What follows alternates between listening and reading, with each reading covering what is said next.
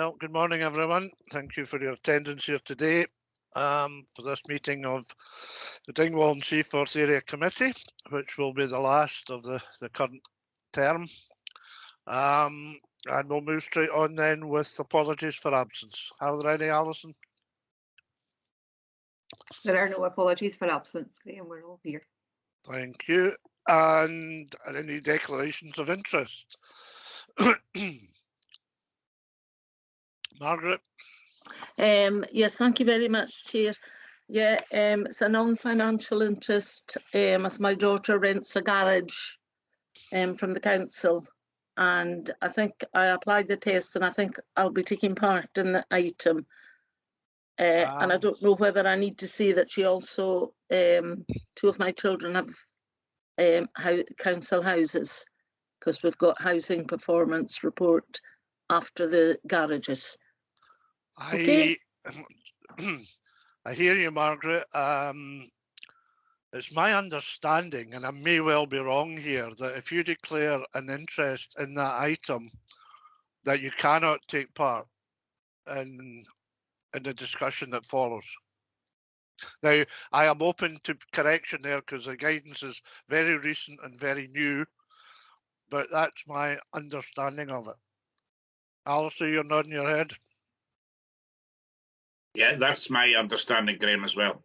Yeah. And again, but I can be proved wrong, but on your guidance there, that was my understanding. Mm-hmm. So, do you wish to make that declaration, Margaret? Well, I've made it now, so it'd be very difficult to take it back because she does rent a garage. So I just feel that, but I do feel that I can take part, but I'll leave that with you. I think that the the ward manager took some advice this morning, and I think she sent it round to you. Since this is a rent charge that is applicable across the Highlands, and that we're not seeking to change it, I'm not sure that you're obliged to make that declaration. And being a kind-hearted sort of chairman, I'm quite willing to let you withdraw that declaration if you so wish. And I hope I don't get reported to the Standards Committee in the back of that. Well, I didn't get what you're talking about because I didn't have time to go on to my emails when I came off the other meeting. Well, but if Diane's wanting to come in, so maybe she will clarify it for us. That would be very handy. Thank you, Chair. Oh, morning, Councillor. Just referring to the Declaration of Interest paper that went round to guide us all.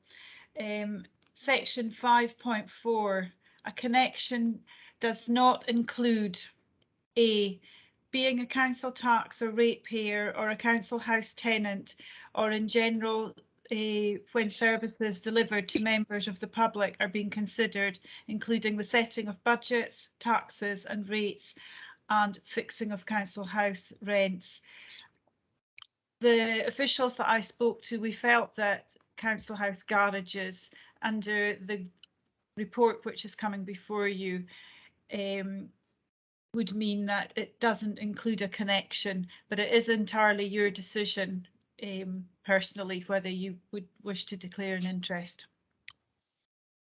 Well, in that case, I think that's very good advice because, you know, sometimes when I hear people declaring interests for things that are, I think, you know, we wouldn't take part in any meetings if we were.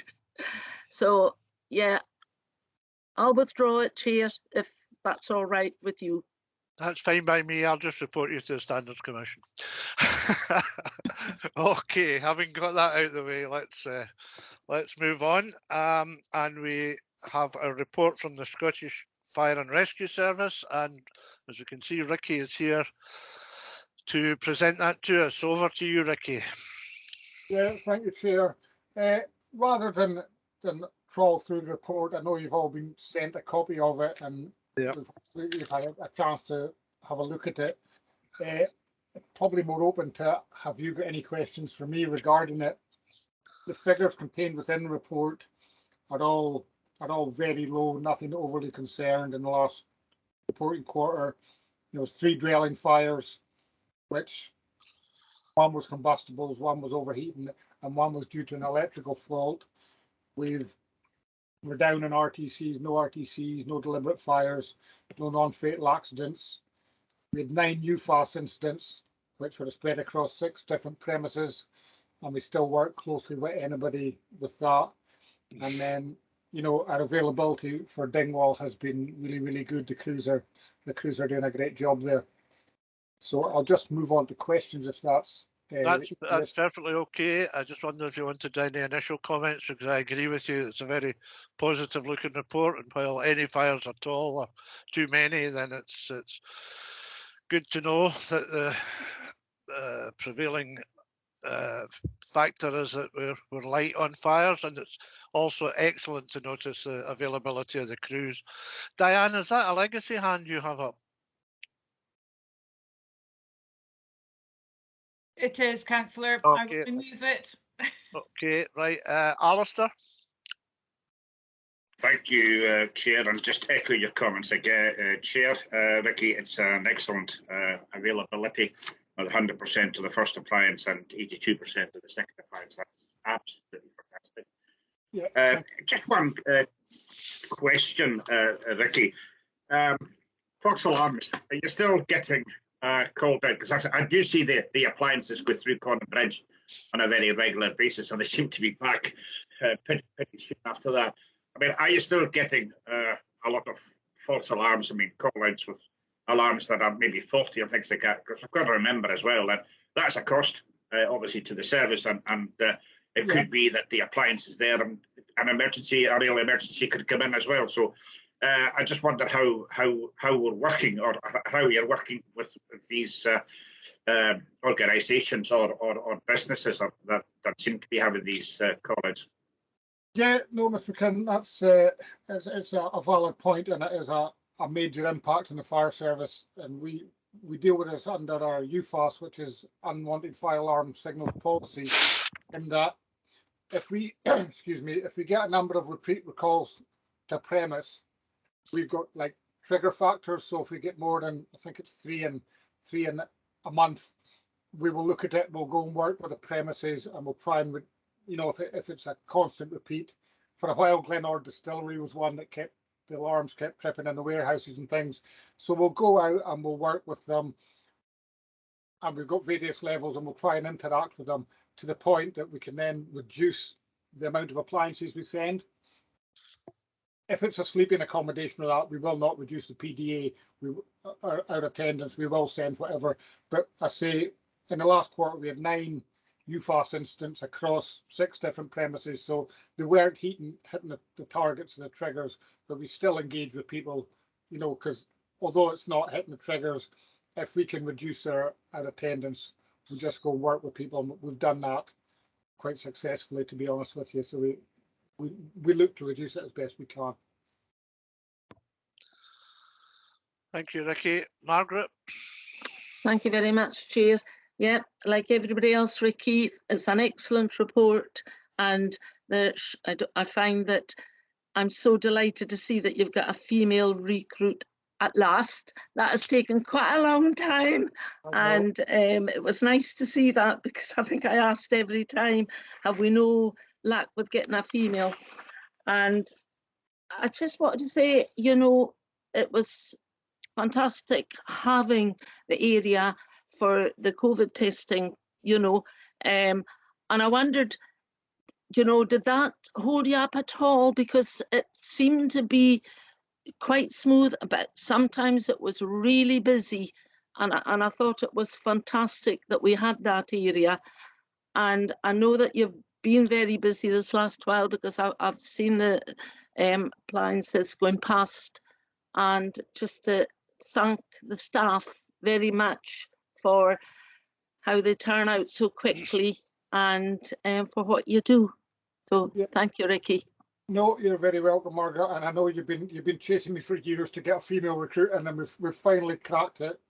Kirsty's come on board. She's a nurse in her main job, which is a fantastic set of skills to have. And she's come in and she's fitted in really, really well with the crew. The COVID testing, as you say, we've been more than happy to support the Scottish Ambulance Service at the station. At times it's been a little bit congested, and we had a couple of pinch points when there was a bit of a spike and we had a lot of cars stacking up in the streets now in Coverfay Avenue. But we managed that in the traffic, excuse me, and it's been running smoothly, and unfortunately I don't know how long it's going to run, but we're going to support it as long as we need to. So it's working really well, and I say the Kirsty's come in, joined the crews and fitted in really well. And I suppose tying back to the availability of the appliances, we've got 100% and 82%, which is a huge improvement over previous years in Dingwall. We've got a young, enthusiastic crew that are very keen, and I'm more than delighted with the way things are going. The station itself could do with a bit of TLC and a bit of investment, but as with all public services, we are kind of tied for cash. But I have been given assurances last week that they're going to sort out our BA cleaning room, because at the moment it's not great, and with the amount of people using the station, but we've been promised that there's a bit of money in this year's budget, so I think we're hopefully in the next few weeks we'll get a wee bit of investment in the station too, which is always welcome. Thank you, Ricky. That's good to hear. Angela? Yes, I was going to ask about that too, because as Margaret says, it's been an ongoing issue, and it's good to see that we do have a female firefighter in Dingwall. My other questions are on 3.2 in the paper accompanying the report for the end of the last year, and it's about the home fire safety checks. You're saying that you're still doing high and very high risk groups. Yes. And that's really important any time of year, but just now as well. And are you working closely with Highland Council Housing on that too, given the fact that we have to have the new devices in place by last week? And also, if you could update us on the work on the antisocial behaviour, working with targeted youth groups, and how that engagement is taking place, that would be excellent. Thank you. Yeah, no worries, Angela. In terms of home fire safety visits, because of COVID's had a massive impact of it, but we're still trying to make sure we address the high risk. Crew in Dingwall are very proactive. We have our CSET lists, and we'll go out and we'll tackle the high risk. As things are starting to ease off a little bit, hopefully we can get into the medium and things like that, but we'll never see someone who's desperately in need of a visit not getting a visit. You know, we'll do our COVID protocols and our PPE and things to go in. That kind of ties in with the new smoke detector legislation, which, if I'm honest, has created a bit of a rod for our back, because if we deem someone as high risk, we then should be fitting the link system throughout premises, but we don't have a large number of these in stock, and there's a worldwide issue with getting these. We've placed an order, but we can't get them. So the impact has previously, when we were fitting standalone detection, the individual battery operated smoke detector and heat detectors, we could maybe cover the house for maybe £30 or £40, depending how many detectors we needed. Fitting the link detectors, you're probably looking £250 to £300 a house. So although the Scottish Government have given us detectors, and that sort of commitment has come from them, we physically don't have the detectors at the moment. So if we do go to a high risk, we will. If we don't have the link detectors because the allocation's been used up, we'll fit the standalone ones like we used to do previous to 1st of February, at which point, you know, if it's a council building or whatever, well, there's a negotiation to be had there who's going to pay for the new detectors when they become available. So it's a wee bit of a roll, but we are still carrying out the home fire safety, and the detection thing will rumble for a while, but it will sort itself out. We will always make sure somebody gets a visit if they're high risk, and that they will have some form of detection in the premises. The antisocial behaviour, again, COVID's kind of impacted on how we're working with youth groups and things like that. You know, we have the Safer Ross committees, which we meet every Wednesday. We take part in that with the police, and, you know, anything that's highlighted in that where we can get in and help, we kind of will. But, you know, even in terms of going to schools and nursery visits and things like this just now. It's all, we don't want to expose ourselves and we don't want to expose anybody else with COVID. So it's kind of impacting a wee bit in what we do, but we're more than willing to support and get involved with anybody we can that needs us, you know. I don't know if that answers your question, Angela, or not. Yes, yes, it does. Thank you. Because I was concerned, especially some of the more vulnerable residents, between the home fire safety checks and the change to the digital phones. You know, people are quite worried about, you know, if there was a fire there, or not a fire, sorry, power cut, then, you know, and I know that home care and are looking at that as well. So it's just kind of, there's two kind of things happening at once together with COVID for older people in particular, and it's kind of worry for them. Yeah. There's a lot of things on, and there's a lot of things concerning because we're this carbon neutral drive and everything going electric, etc., which is fine. But you know, everything seems to be electric powered nowadays. So if we do have a national power outage, how do we cope with that? And I know that's high on our radar because, you know, we're looking at carbon neutral stations, fitting solar panels, all this sort of thing. But all the electric you generate through that has to go through a converter from DC to AC, and the converter is generally electrically powered, and it can't be done from solar panels. So there's a wee bit of work to be done there yet, but we're certainly, I know that'll be across the country and not just the fire service, but we are aware of these things, and we're working away as best we can with the current restraints we have. Okay, Ricky, thank you for that. I don't see any other hands up. So can I pass on the unanimous view of the councillors, which is to thank you and your staff, and please relay that to them for their commitment and for, you know, being at the forefront of keeping us all safe. So if you could pass that on, that would be terrific. Yeah, you're very welcome, Chair. Thank you. And as it's always, I'm here to be contacted about anything at any time. If we can help, just please get in touch. Thank you. Enjoy the rest of your meeting. Thank you. Right, so we are invited to comment and scrutinise the Ross and Cromarty performance report, which we've done. So moving on to agenda item 4, the Dingwall Newton Room Science Skills Academy. We've got Emma Robertson along with us this morning, who's a project manager of the Science Skills Academy, and she's going to make a presentation to us. So over to you, Emma. Good morning, everybody. I am just going to share my screen with you. This worked perfectly a moment ago. Let me see if I can get this right.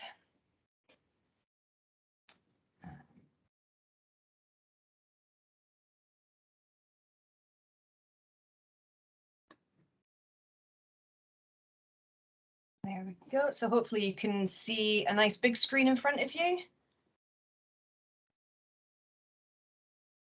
Yep, got that. Yeah, that's us. Perfect. So I think it's probably been 12, 18 months since I last managed to update you all online about the progress of the Newton Room in Dingwall. So this is just to get you up to speed on the big steps that we've taken over the last 12 to 18 months. So I just wanted to give you an overview of the project, the Science Skills Academy project as a whole to begin with. So we are now fully operational. We have got 5 Newton rooms throughout the Highland Council region, and we have got a full full members of staff as well. So we've got 5 STEM engagement officers. So those are the individuals that deliver to the schools at each Newton room. Each STEM engagement officer is associated with a specific room, and we found that this means they're building really good, close relationships with all of the schools that are coming to visit them. So we've also got, in addition, 3 core team members. So we're all based in Inverness. There's myself, project manager in general. My colleague April Conroy, she is our STEM engagement manager. So she's involved with managing the deliverers and the content that they're teaching to the schools. And we've got a STEM engagement officer as well. So you can see we've got Thurso, Dingwall, Inverness and Fort William. These are all rooms that are in physical locations. And we also have a pop-up Newton room. So this is taking all of the furniture, all of the equipment. It's got a staff member associated with it, and it is travelling around. Initially, it was purely Skye and Lochailsh area, so they're Portree and Plockton ASGs. But we have now really utilised this pop-up room, and we're currently over in Badenoch and Strathspey. So it's a really good way for us to get into the smaller and more rural and remote schools. So I think last time I spoke to you all, it was during lockdown, and COVID, it had a massive impact on us. We pretty much had 18 months of no face-to-face delivery at our Newton rooms, but we really took advantage of the time, and we spent that time developing new activities. So we've been working very closely with STEM employers from Highlands and Islands, because as well as getting young people enthused about STEM and encouraging them or making them think about studying STEM subjects at school, we also want to raise awareness of all of the different careers and employers that there are across the Highlands and Islands. So we've worked very closely with them, especially during lockdown. We worked with NHS Highland to develop a health science module. And we've worked with the Scottish Alliance for Geoscience, Environment and Society, SAGES, to develop an outdoor peatlands module, as well as a whole range of other local STEM employers to create videos to look at important STEM sectors and to look at different pathways and different pathways into these sectors. So we are now in a position where we have got 7 modules that we are in the final stages of developing or currently delivering to our schools. So for our primary P6, P7, we have been delivering robotics and mathematics. We've got this new health science module, which we created during lockdown, and we're at the very final stages and are about to trial an activity focusing on salmon and aquaculture. And then for our secondaries, we have been delivering renewable energy. Again, biofuels was developed by Fiona, who is our Dingwall STEM engagement officer. We're now delivering that. We had, as part of our COVID response, we developed this climate emergency and peatlands activity, which is outdoors. So in response to the Scottish Government encouraging outdoor learning, we have this 100-minute activity for secondary schools where they're learning about climate emergency and the importance of the local Highland peatlands. This was also part of our COP26 agenda as well. And we're also currently we've commissioned Glasgow Science Centre to develop a space sector module. So this is looking at rockets launching and satellites and harnessing the data. So again, just to give you an idea of the project as a whole. So we, like I said, we had all face-to-face activity postponed for approximately 18 months. We've been very lucky. Since the beginning of the academic year, so since August, we have been allowed to interact with the school. So schools have been allowed to come to our Newton rooms. So we are delivering as much as we possibly can. The first couple of terms, 5 days a week where we could. We have seen in January and February, and we expected this, a bit of a slowdown in delivery. We're getting schools cancelling because of classes having COVID in their classes, but we're seeing it picking up again. But we've had, since August, and this was the end of December, we had over 4,000 pupils come to our Newton rooms. We delivered over 200 sessions, and this was to 100 schools. So we were very, very pleased that immediately, as soon as restrictions were lifted, schools wanted to come back and see us. And again, in the past approximate 3 years since the programme started, we're close to 12,500 interactions across the Newton Room network. And again, this is a mixture. A big part of that is our Newton modules, but other parts is CLPL, which we did more of during lockdown, and other events delivered by other external deliverers, for example. If we look at the Dingwall Newton Room, again, the lockdown stopped everything from happening here for some time. The refurbishment was very close to being finished. It all got halted for a while. As soon as they could, the contractors got back on site, and we have had, again, a fully functioning Newton Room for the last 12 months now. So the whole building got refurbished. You'll see if you're walking down Church Street, there should be some lovely bright flags outside now. We've got branding outside the building, welcoming people and raising awareness of who we are. Lots of branding on the windows so people can see that there's something happening there. As you walk into the Newton room, this is what we have done to that very initial foyer. So again, we've just tried to get lots of bright, inspirational colours for the pupils when they get in. Excuse me, the main room has been transformed into our main teaching room. So we have got all of these, everything is movable in there so we can adjust the room as to how we want it for a specific class. The old kitchen has been turned into a new laboratory. So this is where we're teaching our new biofuels experiment, for example. So again, just nice and bright and inspirational. And then we sectioned off part of the back hall and we have created our auditorium. So everything there is looking really nice and shiny and inspirational, a great setting for when pupils come along. So there's a couple of things to point out. We would love to invite the counsellors to come and see the room. I appreciate you've only ever seen it in drawings or in photographs, so you're more than welcome to send us some dates. You could either come as a group or again come individually, that's fine. If you could send us dates, we could either arrange it to come in when there's pupils, so you'll see the types of interactions they have, or if you wanted to come as a larger group, it might be easier to do that when there's no students in the room. The official launch is something that we've always spoken about as part of the steering group, and it's been guided a bit by the Inverness and Highland City Region Deal programme. So the whole programme itself has been due to have a visit by the Cabinet Secretary Kate Forbes, and unfortunately we've had a couple of dates that visit was scheduled in for, but because of various COVID circumstances it's been postponed, so we're still waiting for a date. We're hoping it is going to be imminent. As part of Ms Forbes' tour, she'll be going to Inverness Castle, she'll be going to the Town Hall in Inverness, and then coming out to the Dingwall Newton room. She's really keen to see it, and she will be there to officially launch the room. We've had to scale back from what we have done, for example, in Fort William and Thurso, where we had big public events as well, again, purely for the time being, because of COVID hygiene reasons. We're putting that part on hold. It'll be a smaller number launch, but we do completely intend to do more public things when it's more appropriate. So again, when we get the date for this launch, I will inform all of the councillors, and we'd be delighted for you to come along to that. So if we look at what's been happening in the Dingwall Newton room. So again, I mentioned we've got Fiona, who is the STEM engagement officer there. And since, again, this is between August and January, she has seen over 820 pupils from 18 different schools, a mixture of primary and secondary, and this has been over 44 sessions.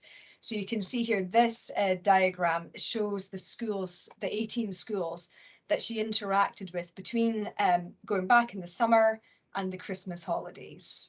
And then again, so if we look wider, so beyond lockdown, sorry, before lockdown, up until recent dates, Fiona has actually engaged with almost 2,000 pupils. So you can see here, I've done a breakdown. So the majority have, sorry, the majority has been robotics and mathematics and energy. And then these are the two new health science and biofuels modules that we've just started introducing. She also interacted with a number of students during lockdown. So like I mentioned before, we had to change our model of delivery. So we delivered outdoor maths to primary schools, and we delivered outdoor peatlands to secondary schools. So this was how we were able to see pupils, but we went to their school grounds. Again, as part of our COVID response, every primary school in the area across Highland got a Maths Week kit box and a space kit box. So this is activities and bits of kit for them to take into their classrooms.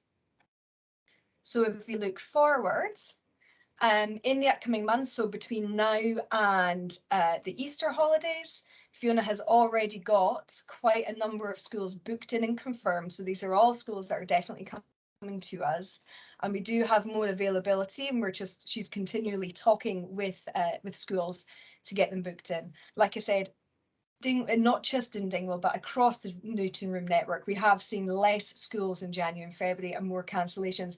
Again, this is a case by case or class by class basis, generally due to COVID sending schools home. So we just rebook them in.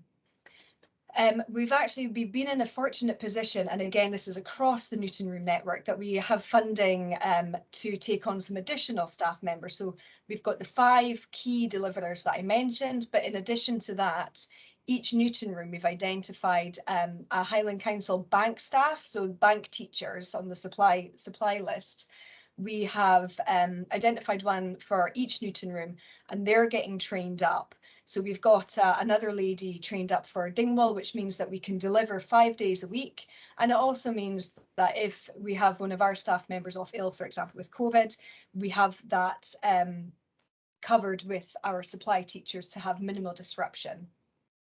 I also wanted to point out another couple of things. So all of the schools that are further than 3 miles from the Newton Room, we have a bus funding contribution. So that's generally between £75 and £100. We have the discretion to increase that if need be, and the schools, we find this is really helping them, encourage them to come to visit us. In addition to that, we did make an application to the EDF Renewables Collymoily Wind Farm Education and Training Fund, and we were successful in getting some funding from them for the specific schools, the school specific to the Collymoily Wind Farm area. So that's fantastic. We've got this additional bit of funding for those schools as well. And then in addition to the schools coming to us for the Newton modules that I've described, we also we are having conversations about supporting transition days. So for example, in the term before the summer holidays, we'll be working with Ullapool High School and doing an event for all of their feeder primaries, which we find is really good because it helps build that relationships between the different primary school pupils. So the final bit I just wanted to talk about is the improvements that we are continuing to make in the Newton Room. So when we went into the Newton Room, I don't know if any of you will remember, but there were some very old ex-player fans in the windows of the kitchen, which is now the laboratory. We had them taken out just because they looked a bit old, and unfortunately, because of everything that's changed with COVID, we're trying to increase the ventilation. This is, I think we're all aware of the requirements and the steps that people are taking. So we currently have got a listed building application in to get some electric fans reinstalled into those laboratory windows just to increase the ventilation in those rooms. We are looking into the acoustics in that main teaching room, so putting sound absorbing panels into the room to just try and help with the acoustics. And then I'm also aware of the planned roof repair works that are happening for the building as a whole. And I guess from my side, it would be fantastic if we could be kept up to date on the progress of this, when we think works might be happening, whether we think the building might be shut, whether we have to leave the building during those works, and if that's the case, to get as much forewarning, and I guess try and have that as limited as possible, because obviously if we're not able to get into the room, that means that there's going to be a percentage of the children not able to interact with us in that year. So my request would be if we could have be kept up to date, would be very, very much appreciated. And that is my slide, if anyone has any questions at all. Thank you, Emma. That's all very interesting. I'll open it up for questions. Margaret? Thank you very much, Chair. Thank you, Emma. That was really exciting, and it's something that we needed to know. And I have to say that, you know, the public are very curious about the Newton Room. They keep saying, what is it? What's it all about? So, you know, is there any way that you could consider a sort of press release with photos? Because the public really want to know what's happening in what they call their town hall.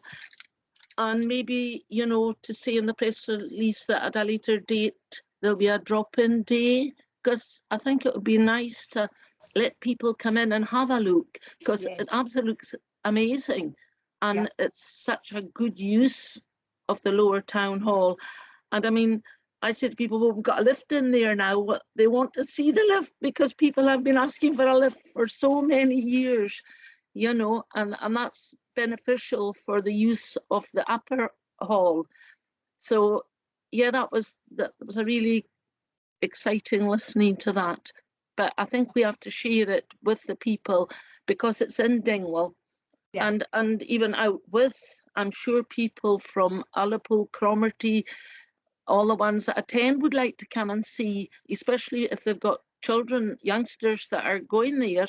And there is a buzz sometimes when you see the pupils coming out and everything. That, yeah, thank you. Yeah, we fully appreciate the fact that we need to do this. When it comes to the press release, we had been holding off. We wanted to do a big press release when the Cabinet Secretary visited. We hope that would help get a bit more national traction as well. I think we do need to rethink the visit has been postponed at least 2 to 3 times now. So I do think we need to consider whether we'll just do a press release now in advance of the official launch. And absolutely the drop-in day. So I know we did the public information session when we were first starting and we had a lot of attendance. So it would be great to do that. We're just at the moment, again, across the Newton rooms, we're just very hesitant. It's that mixing of people at the moment. I think the way things are going, we're going to start looking more into having members of the public in. Maybe it'll be more sort of contained numbers, certain time slots. We need to do cleaning between any group that comes in. We need to do cleaning. The other thing that we had hoped to use the Newton room for, which we haven't been able to, is for other people to use it. So if there were other community groups that wanted to use it, if it came under a STEM umbrella, that is absolutely an option. The thing that, again, this is across all of the rooms, that is stopping that from happening is, again, between a school group coming, a community group coming in the evening, and another school group the next day, it needs to be deep cleaned. So hopefully in the near future, restrictions will ease a bit and we can start doing that more. But I completely agree, and it is disappointing that we haven't been able to do that yet because of all of the restrictions. Thank you. Angela? Yes, thank you very much, Emma, for the update. It was actually very encouraging and exciting to see how we've moved forward. And I know from when we first had our first few meetings, the enthusiasm that was there to develop the Newton room in the Lower Town Hall. And as Margaret has mentioned, a lot of people are keen to see what it's like. And COVID has, like with everything, has caused so much projects to kind of been on hold. But I wondered, and I appreciate what you're saying about the public visiting or any visiting. It's the same as with schools. You know, public are not allowed into schools, even parents at the moment. Yeah. So that is completely understandable. But I wondered, given it's about stem cells and about, you know, encouraging young people to be able to think outside the box, would it be possible perhaps for either UHI or someone to do a virtual tour, and then have that online, so that if any member of the public did want to see it, they could actually go on to the website, and that would give them some idea of what the inside's like. Because, you know, everyone is we're really excited when the Newton room came. There's been a lot of investment in the Lower Town Hall. As Margaret mentioned, the lift coming in will benefit the whole building, which shows how co-location doesn't just help one group, it helps, you know, the wider community as well. So I wondered perhaps if that was an option. But thank you again, Emma, for the presentation, and perhaps it'll be picked up from today's meeting, you know, what, you know, by the press that are here, you know, how important this is for all our young people and for our adults, because we talked about that as well at previous meetings, you know, older people being able to come in, parents coming in or carers with the children to get that excitement again, because I think we need it. Coming out of COVID, people are down and they need some excitement and something to look forward to, and I think this is a good thing for not only Dingwall but for the wider school catchment areas. Thank you. Yeah, thank you, Angela, for your comments. And I've made a note of a virtual tour around the Newton Room. I think that's a fantastic idea, and yeah, I will definitely look into getting that done. Thank you. Just a couple of points, Emma. I think you said that our STEM officer was Fiona. What's her second name so that we can? Carol, Fiona Carroll. Carol. Yep, and speaking for myself, I would certainly welcome an early visit to the Newton Room, but you can maybe leave that with the four of us and we'll determine whether we can find a date to come together or whether we want to do that individually. We can do that fairly soon. Just touching on the launch, I'm sure we'd all be happy to be at the launch, but can I just mention a fact that's foremost in some of our minds at the moment? The council goes into election mode on the 14th of March. So from the point of view of those of us who will seek re-election, it would be good to have that launch before that date so that we can participate. And I'm also interested in, I'm sure you've been having feedback from the schools that are involved to maybe give us a flavour of what they're saying about it. And how do you set about ensuring that all schools are at least given the chance to participate, even though some may be keener than others? Thank you. Yeah, so feedback has been very, very good. I can certainly collate some feedback for you and send that over to you from the Dingwall schools. The way we go about ensuring that every school comes is through that relationships that the STEM engagement officers build up with the schools. So we do go in at different levels. We've been speaking to Nikki Grant and other people within the education department at the Highland Council. My colleague April, she attends head teacher meetings and ASG meetings, so we're speaking to the head teacher level. And then our STEM engagement officers liaise with the schools. It is something that we monitor closely. We've got a lot of tracking. We collect a lot of data after every visit. So we are able to sit and look to see, are there any schools not interacting, and able to go directly to those schools and have the conversations to find out, is there a reason why they're not coming? So we've had very good uptake across the schools. There's some of the larger secondary schools where they may need to send, for example, 10 to 20 groups of S1 students. So we have conversations with those schools to find out what can we do to help that. Would it help? This has happened in Inverness. This has not been the case of any of the Dingwall schools, but would it help if we came to you with the pop-up, for example? So it is all about the communicating with the schools and then communicating at the different levels within the education department and the council. Okay, thank you. I would be interested to see any material coordinated that you have on feedback. That would be really useful. I'm sure we would all like to see that. I don't see any other hands up. So there are no more questions. So thank you very much, Emma, for coming along this morning, and we wish you well as the project develops. Thank you very much. Bye now. Bye.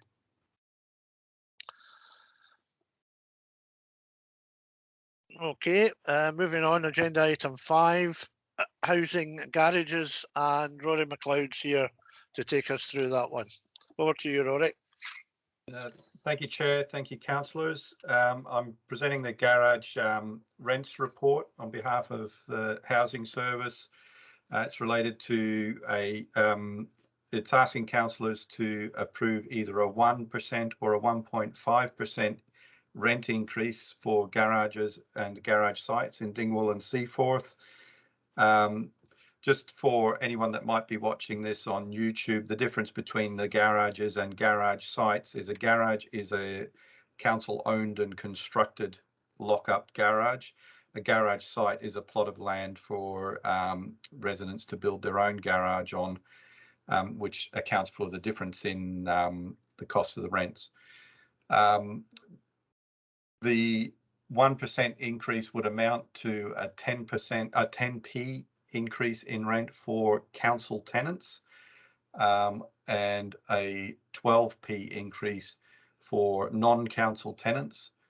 The 1.5% increase would be 15p for council tenants or 18p for non-council tenants.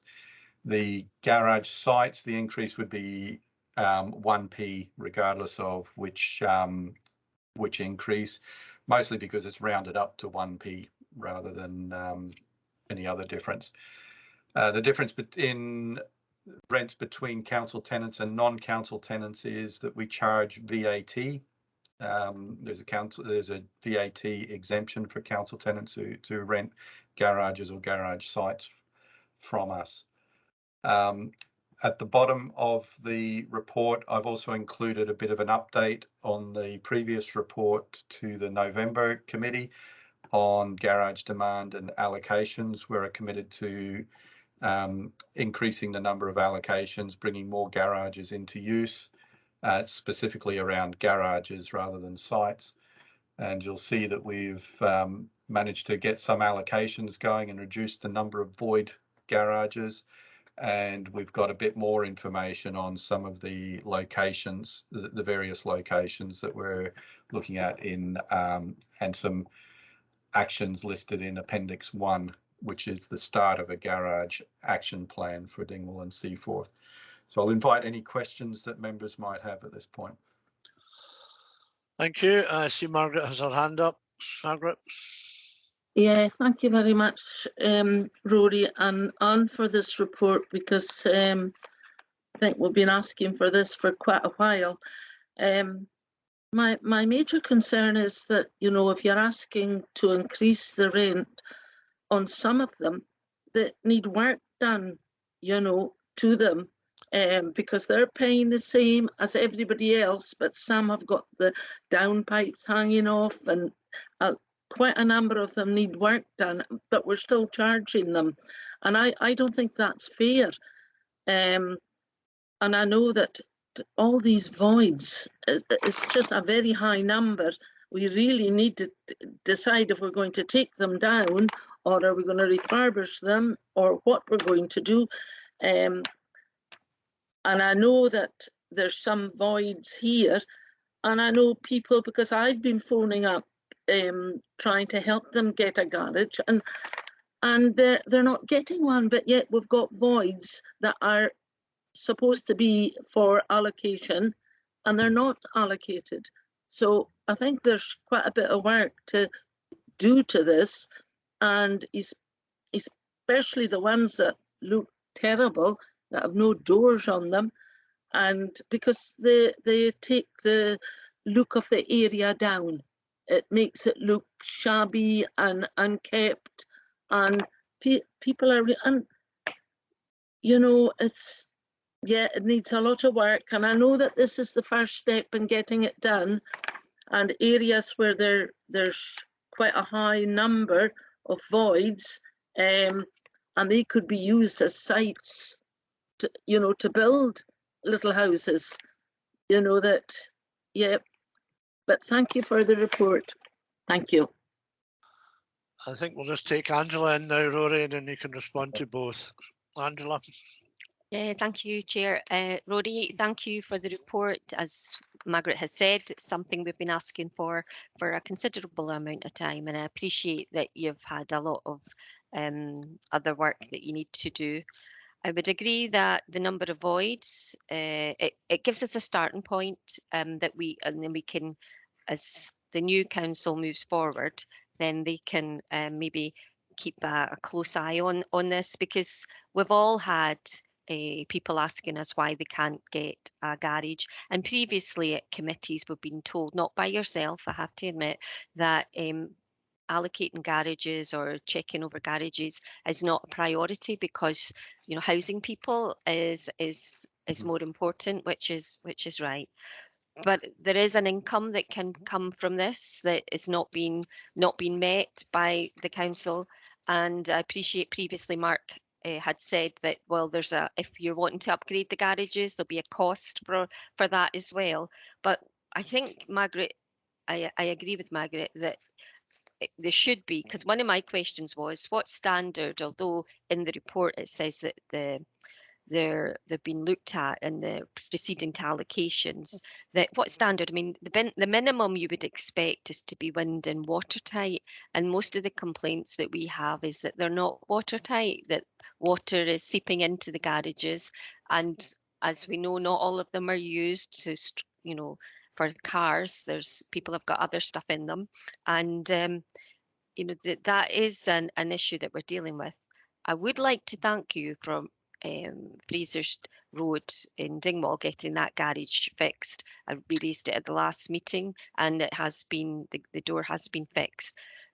But it should be an ongoing process, I think, of looking at how these structures are and whether they should be kept, because I think we do have to have a conversation as a area committee and with the owners or the tenants who are renting the garages. Should we continue investing in some of the older garages, or should we just knock them all down and create a bigger area that can be used for cars or vans to park on?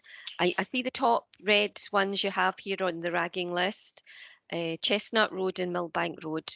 I agree that they need to be demolished, because it says here because of the subsidence of the embankment. But this has been in this state for at least a year and a half, maybe 2 years. It's been really outstanding for a long time. I remember sending photos a long time ago about it, and I know Margaret's had complaints about it too.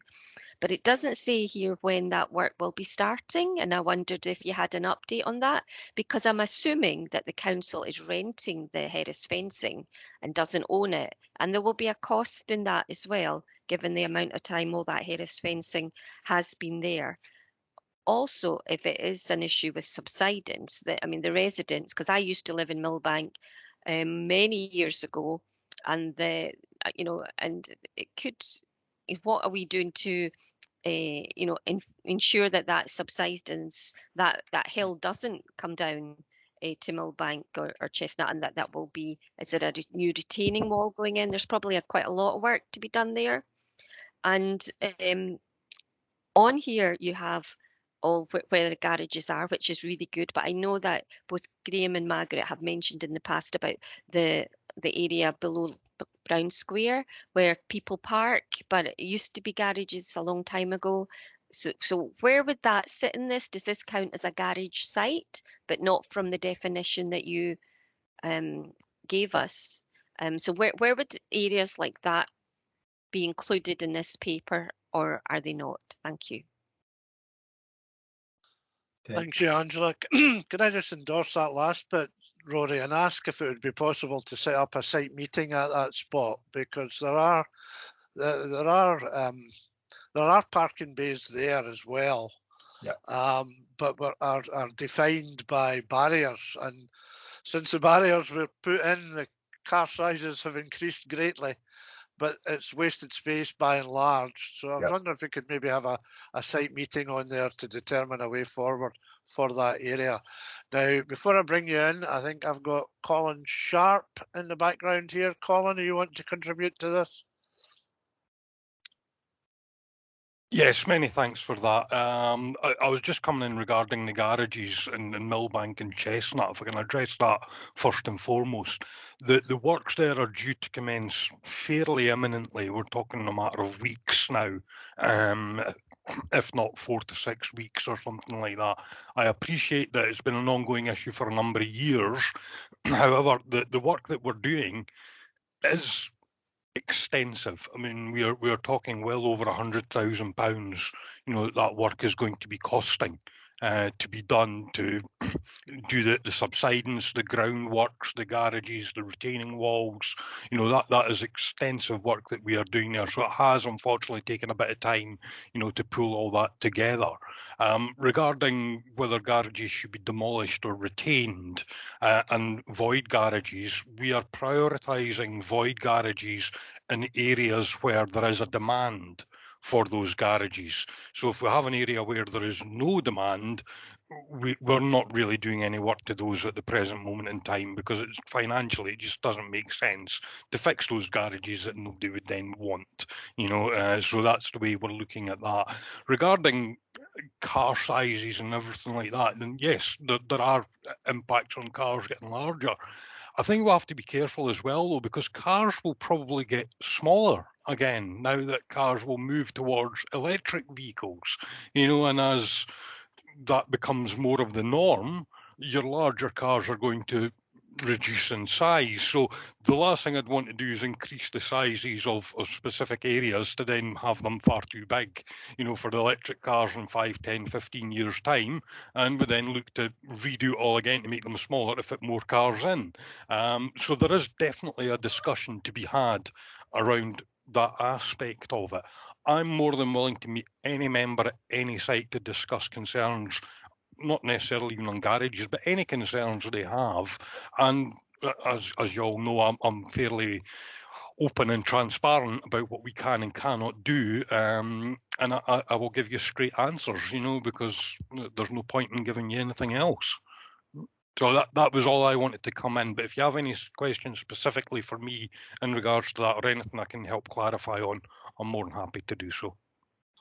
Thanks, Colin. That produced some clarity. The reason I asked for a site meeting at the ones that were determined by barriers was that in addition to that, it's a stepped approach. There's a step up from each space, and something would need to be done about that, because a real danger of people getting out of cars and falling over. So it would be useful. As you say, you're always fairly clear and open about what you think, but I'd like to know what it is you think about that particular area, because at the moment it's by and large a wasted area and a wasted space. Sure, I will drop you an email and you can let me know when you're available to attend any meeting that you wish. Good stuff. Okay, Rory, I think there's a few issues to be picked up by you there if you want to come back. Yeah, I'll start with Councillor Patterson's questions, and Colin's covered some of this in his response on Milbank and Chestnut and garage repairs in general. But in terms of dealing with garages that are rented that are in need of repair, the process for identifying repairs is the same as council houses. It should be reported through the service centre.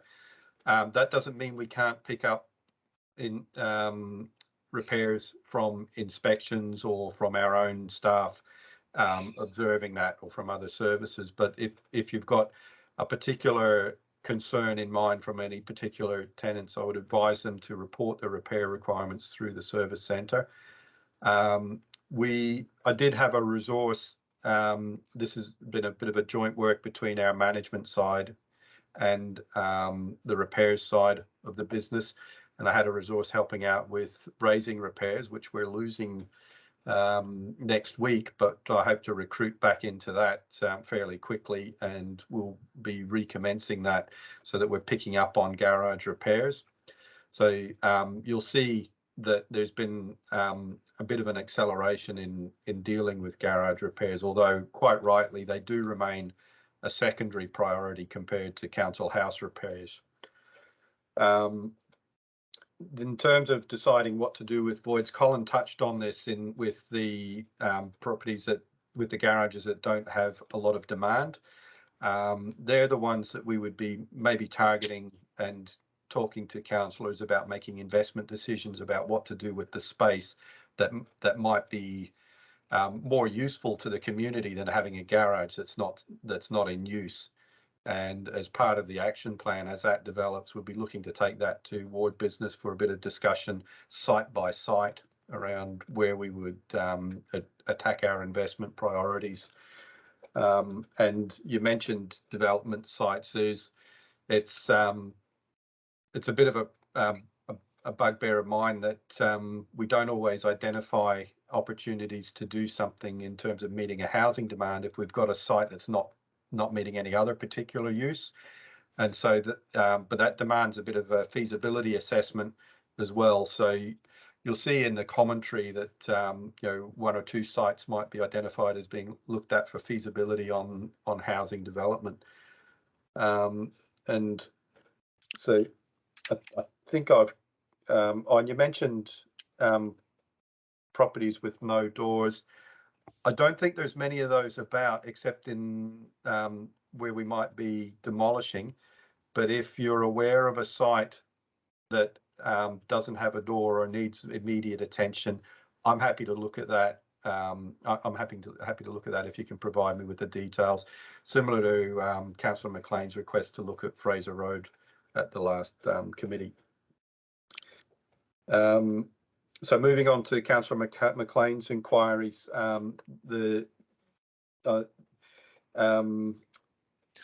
in terms of income versus costs, I've put in the report a bit of an estimate of what it would take to return the void garages back into use based on a average, based on the rolling average of what it's costing us to return the ones that we've managed to allocate over the last 3 to 4 months. I expect that estimate's going to change either up or down depending on what needs to happen on site by site. Plus, some of these garages are likely to be looked at in terms of whether we should demolish them or not and create more parking in general, if that's more advantageous to the community or to the neighbourhood. The standard, watertight. I'm not sure we can promise wind tight in terms of garages, but certainly watertight. We'd be looking at water ingress, and things like that. Some of that might require a bit of work in terms of tanking and that sort of work, but that I'll leave to Colin's team to come up with and apply their expertise where that's required. Wind tight, it might be a bit difficult to completely seal around tilting garage doors and things like that. And some of these things, you need that cross ventilation so that you don't get the condensation within that as well. You were talking about particularly the site at Brown Square, where we demolish garages and turn it into parking. They get removed from this report, though. So that's basically just a parking area now.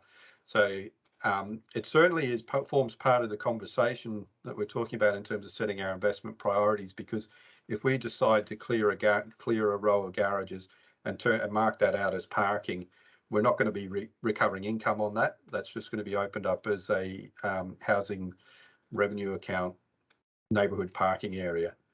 So I hope I've covered any answers, but I see that all the queries, but I see there's still hands up as well. Yeah, thank you. Angela? No, thank you for that reply, Rory. And I've just sent you an email from a resident from last year when he got his letter about the rent increase, and the council saying there's no money to do anything didn't help. So thank you. I'll certainly look into that, and I'll respond directly to that resident. Okay then, Margaret. Yeah, it's just to tell you where the no doors are. One is Milbank Road, but it's really sad because you think maybe it just happened, but I have been complaining about it, and I know it was before you were there. It's had no door for I don't know how many years, and it's just looks awful. And the other one's is West Drive. I think there's about 2 in West Drive that have no doors, and the other ones look as if they're falling down, but you've obviously said here that they're okay. occupied, 4 void. So maybe it's because the 4 are scattered, they're not all together, but I think they are all together because I've been up there a few times and it really doesn't look good. Thank you. Okay, there's no further hands up. We are asked to agree a level of increase to apply in Dingwall and Seaforth. And since it was passed at Housing and Property, I'm assuming that that's a 1% increase we've been asked to. Is that right, Rory? Yes, Chair. You can. It's the decision making on garages is devolved down to the local level. So yeah, we're recommending 1%, but it is open to members to make a different decision. Okay, members. Well, I propose then that we raise by 1%. Is that generally agreed? Agreed. Same as Lochaber. Okay, that's unanimous, Rory. Agreed. So thank you for that. And moving on, the next item on the agenda is also yours, which is the housing performance report. So I'll hand back to you. Thank you, Chair. Thank you, members. I'll start by just maybe pointing out some of the particular points in the report, then give my colleague Colin a bit of time to address repairs performance. But I think I'll start with commending the work of the repairs and the housing management and housing options teams that look after Dingwall and Seaforth in particular, Ross and Cromarty more generally. We've been going through a fairly rough period with in terms of the volume of work and our staffing, and you'll see reflected in the performance report that we haven't allowed that to deteriorate performance too much. Reletting times, there's maybe a slight anomaly in the reported figure on reletting times, where some of that figure is accounted for where we have turned some temporary properties over to permanent with the same tenant in place. And what that looks like in the performance is the 0 days turnaround, which brings the average down. And you'll see that without those cases and some new builds, that the performance in Dingwall and Seaforth remains pretty strong at 25, just under 26 days. The other highlight for the report is the rent arrears has come down quite significantly. There's a number of reasons that can happen. One is the work of the housing management officers working with their supporting agencies and directly with tenants. And the other is the work of the policy team in managing the payment schedules for benefits. And so there's been quite a lot of work in both directions, and I think we're certainly heading in the right direction and are a bit more stable with our rent arrears than we have been in previous years. So I'll leave my colleague Colin to come in on the repairs and then open up to questions. Okay, thank you, Colin. Many thanks, Rory. Okay, I'm afraid I can't locate the committee papers at the moment. I've been all over the place.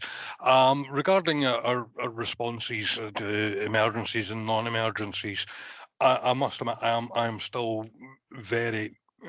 I'm very happy with the responses. I know that there are times when we're not meeting targets, but we have significant challenges, through COVID, through self-isolation, through lack of available resources, both in-house and through contractors, capital programs and such like. So we're working very hard to ensure that we're getting through this.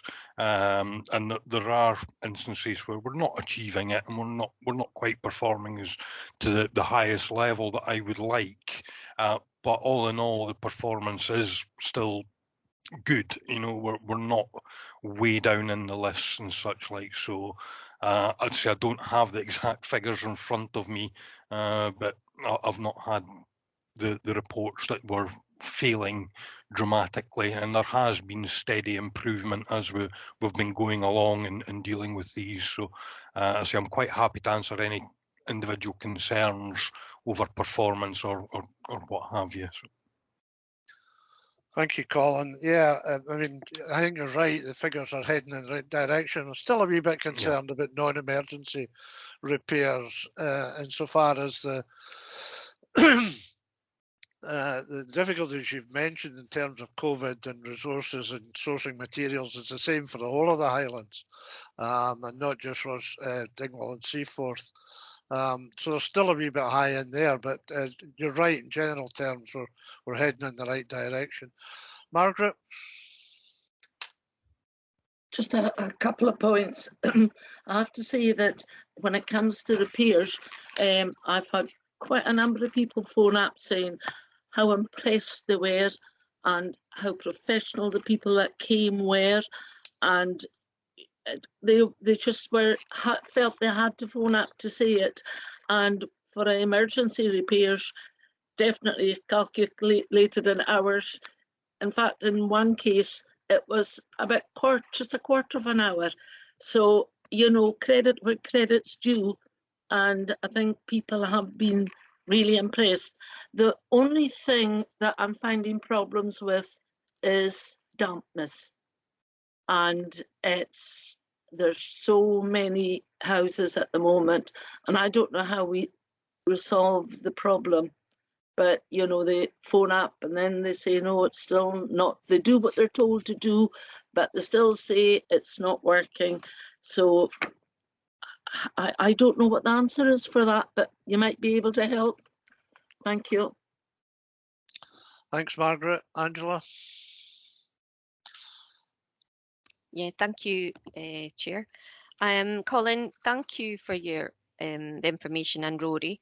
My questions are on the relet times, the average relet times. I know that due to COVID, houses had to stay empty for a couple of weeks or so before anyone could go in, which was completely understandable.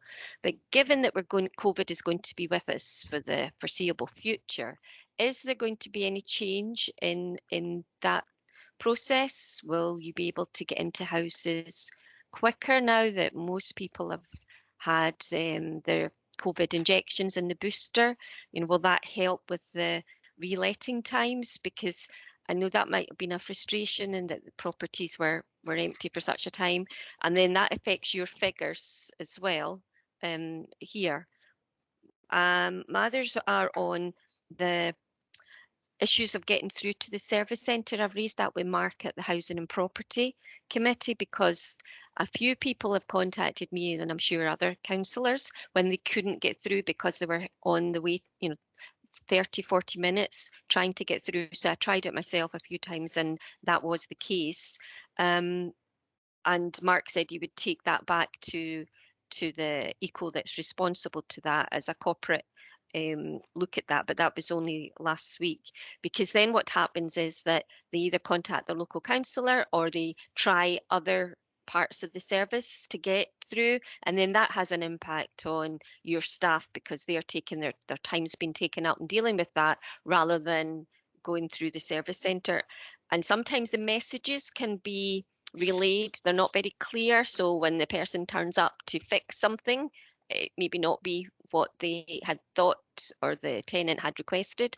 But I do agree with Margaret that when it's done right, it's done well, and that's a good thing. And and my other question was, Rory, I think you commented on this at the last committee, but just for clarity, when you move tenants out of properties to make repairs, maybe that's quite a big repair they have to do, so therefore they have to go to another council house, then that's one void property, because you're only getting the rent for the one property. Where does that sit? Does that sit in the project for maybe the capital works or the revenue cost of repairing the property? Where does that show in these tables? Thank you.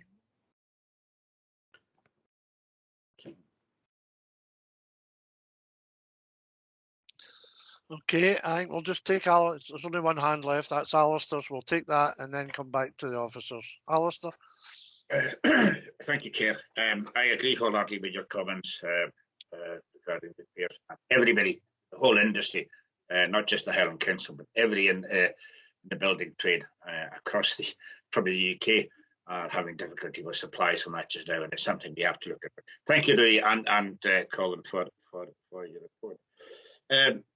I get a lot of complaints as well about dampness on properties, but sometimes dampness is down to lifestyle choices. There are people that have the heating on full blast and don't even have the windows open. We've got to allow for the ventilation and that as well. So I'm not saying that is the whole cause of some of the dampness issues, but it can be a contributory factor. Contacting the service as well, like Angela said, is an issue. I do get complaints regarding that. So hopefully, with Mark looking into, we can get a solution there. It's also pleasing to see that the position regarding the rent arrears, but I think that's something we're going to have a look at as well, really, really closely, bearing in mind the horrific increases that are being forecast regarding gas and electricity costs from Ofgem coming off. And I think it's something that we as not just in Dingwall and Seaforth, but across the whole Highland Council, it's something we are going to have to monitor, because there's a real hardships coming up there with fuel poverty and that. And it's all been very well documented in the press there recently. Thank you, Chair. Thank you. Dampness, would that be Colin? Yes, it is. Thank you, Chair. I'll go through these as they were raised. So regarding the non-emergency repairs, and it's obviously over the whole Highlands that were monitored on, that is absolutely correct. There are certain different geographical elements, between different areas within the Highlands. We don't necessarily have the same resources that other areas have within the Highlands as well. It's availability of trades as well as contractors. An example is on Friday, I lost 3 plumbers in one day due to COVID. So those 3 plumbers had to go into self-isolation, and that means I don't have them. So it's then trying to push their appointments onto other resources or contractors to try and do within the timescales, and that is difficult, because a contractor may be asked, the trade may have had it as a routine job, and it goes to a contractor, by which time there's only a day or two left, for it to meet the target. So there are challenges there. We're aware of those challenges, and we're trying to address that by ensuring contractors can respond within appropriate timescales. I really appreciate the thank yous that we get. We do get them as well, and make sure that those are passed on to both trades and contractors, along with my thanks. They're raised with David Goldie, the head of service, so he's aware of these thanks coming in as well. And it's really nice to get a thank you, as opposed to the other things that we get at times. Relay times. During the height of the pandemic, we were restricted to 72 hours prior to being able to enter a property. Now, we no longer have that restriction in place. So our maintenance officers should be getting into the properties within 24 hours of the keys being returned to the maintenance officer. We do still have the odd instance where keys go missing. We are trying to address that by looking at providing the tenants with a key safe. So on their last day, they contact the service centre to say, I'm moving out today. We provide them with the key safe number. They put the keys in the key safe, and that is the end of their tenancy. So we're trying to address and speed up the process as much as we possibly can.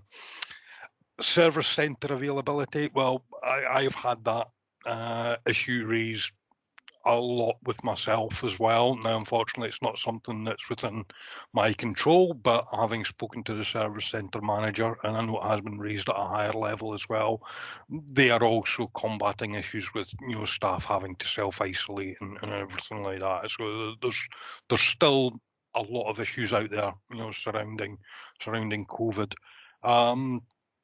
We try and make appointments for all our visits, apart from potentially emergencies where the tenant is just advised to remain in, and we'll get to them that day. and in the vast majority of instances we do attend in those times. Decants are kind of a little bit more difficult, where we're needing extensive work. We have now looked at doing that on an individual case-by-case basis, because not all situations meet the same criteria. An example is where a tenant was having new heating, and we would normally not decant for when we're putting new heating in. However, we were not aware of the tenant's individual circumstances, and it would have been more appropriate if we'd moved the tenant out. But that is not an easy decision to make, and it also comes down to whether a tenant is willing to move to a house that we have available at that point, which may not be in the areas that they want, or may not be suitable for them for a number of different reasons. So that also creates challenges in itself. But for decants, we now have a meeting between the principal repairs officer and a principal housing officer, and either myself or Rory will attend that to discuss whether it is appropriate or not to move a tenant out of their home whilst work is being done. And I think that covered everything that was raised. Dampness is, Councillor McKinnon is absolutely correct. Dampness complaints are not necessarily penetrating damp. This is mold growth, which is a big problem, and that is generally down to a number of issues through insufficient heating of the property or ventilating. It can also be down to insulation not being spread correctly in the loft, which allows cold bridging and things like that. Presently, we've changed the way we do or deal with dampness to a certain extent. When a tenant phones in complaining of mould or dampness, that now goes directly to a subcontractor who is asked to provide an inspection and report on the issue. That report is supplied to the tenants, so it's an independent report, and we commit to carrying out any of the recommendations that are within that report. It will be something that I also fear will explode in the next number of months as utility costs go up and up and up. The challenges are for us to replace our aging heating systems that we have in some of the properties, the capacity to be able to do that. We really don't want to have contractors that are coming up from Central Belt or further south doing the jobs, disappearing back, and us finding lots of problems and we can't get them back again. So there are definitely challenges in getting heating systems. Air source heating that is becoming more and more mainstream now that we install in our properties. There's a severe backlog in obtaining these units through manufacturing. That has been hit badly. And it is difficult to tell a tenant that the mould is being created because they're not heating the property sufficiently or ventilating the property sufficiently. Nobody likes to be told that they're causing something that they think is someone else's issue to deal with, and that is challenging. But that is challenging. And as I say, I can only see that situation getting worse as the cost of heating and utility goes higher and higher. We are looking at trying to do more insulation works and insulating properties as much as we possibly can. My own personal opinion is that we should be concentrating more on the insulation rather than replacement of heating systems at the moment. Because you can get a win-win with reduced cost of having to heat the property, and you may not require as powerful a heating system to be put into the property after it's been insulated, which could be potential savings there. So dampness is without doubt a challenge, and mould is a challenge, but unless people have got sufficient funds to heat their houses, heat their homes, that is going to be an ongoing issue. So thank you very much for your time. Thank you, Colin. It's a very comprehensive response. Is there anything you want to pick up, Rory, before I go back to the members? Yeah, just on Councillor McLean was asking about costs around decants. We carry the void costs for the property that a tenant's been decanted into in our void rent loss. And at the moment, it doesn't form a hugely significant amount of the total cost of void rent loss, but I'm not sure that we monitor it against the project costs of repairs. But it's a revenue cost against our rent void rent loss. Thank you, Angela. You want to come back in? Oh no, that's interesting because sorry, yeah, thank you, Chair. That's interesting. I didn't realise, I wasn't sure if it was a revenue cost that when sometimes it's capital works that's happening. So thanks for that information, Rory. Yeah, my question back to Colin is, you mentioned that if there was dampness that you go straight to subcontractors and they go to the house. Can you let me know how many we have? Do you know how many are on the list of subcontractors, and are they suitably qualified? Is it through the procurement process that we use them, that they're on our list? Thank you. Yep, no problem. We generally use a local contractor. It's John Morrison Timber Preservation. I'll be honest with you, raised concerns over the timescales with Mr. Morrison directly in obtaining these reports and him visiting the properties. I've told him that he can't just be keeping the works orders and getting them when he can. If he's overworked, we'll ensure he's getting an appropriate level of work and will not punish him, if you like, if he turns work down. It just shows that he can't get it within the time scale, so there's an encouragement factor there. The contractors we use are from the framework, so they're all in the framework. They're generally timber specialists, timber preservation specialists, because they deal with damp and water penetration, and such likes. So they provide the reports that goes directly to the maintenance officer, who are under instruction to follow the recommendations that are within the report, and that report should be provided to the tenant so the tenant is aware of what we can and cannot do. Okay, members, any further points? Okay, we're asked to consider the information given to us in the Housing Performance Report, and we've done that. So thank you to both Colin and Rory for their time today. Thanks, gentlemen. Thank you. Thank you very much. Thank you.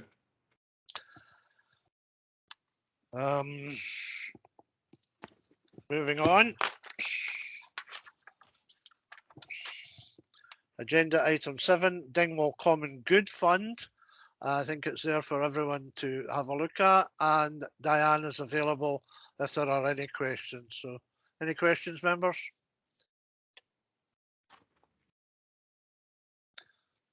Not seeing any hands, Diane. Oh, yeah, Margaret. No, I just want to say, as usual, it's an excellent report, and thank you to Di, because she always manages to come up with a good report, and I know that she works very hard. So just to say thank you, Di, it's a good report. Thank you. There you go, Diane. I think that's unanimous. You have recommendations 1, 2 and 3 there. Can we agree those, please? Thank you. Yeah, agreed. Moving on to agenda item 8, place-based investment funds. Just bear with me. And I think this is another one which more or less speaks for itself. But again, there may be some questions, and Di is available to speak to them or to answer them. Any questions on that one, members? I think we've talked that through at length.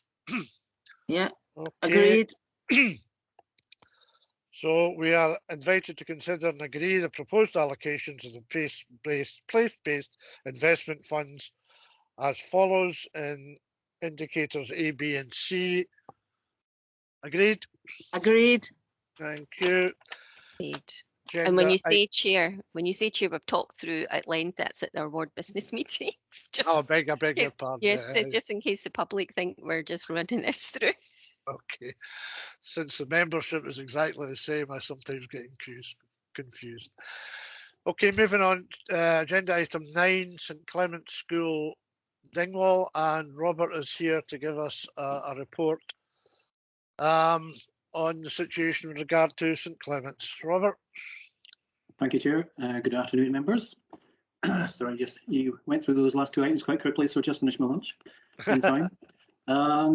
Yeah, just a quick update on where we are, some recent developments. And on to the next sort of steps. I think the main one really is the Education Committee meets on the 24th of February. So there's a report drafted by Ian Jackson, which is going through the governance process just now. But obviously that's 2 weeks on Thursday, so I assume it'll be appearing on the website soon. But that's really on the statutory consultation for the relocation of the school to the new site.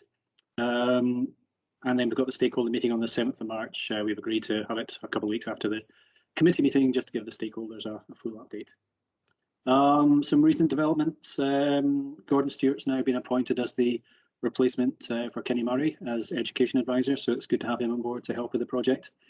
Gordon will be working across all of the new build projects that we're doing, but I think St Clement's in particular will take up quite a bit of his time. I think that's the plan, certainly. So we just had our first call with Gordon and Ruth, the acting head teacher at St Clement's this morning, actually.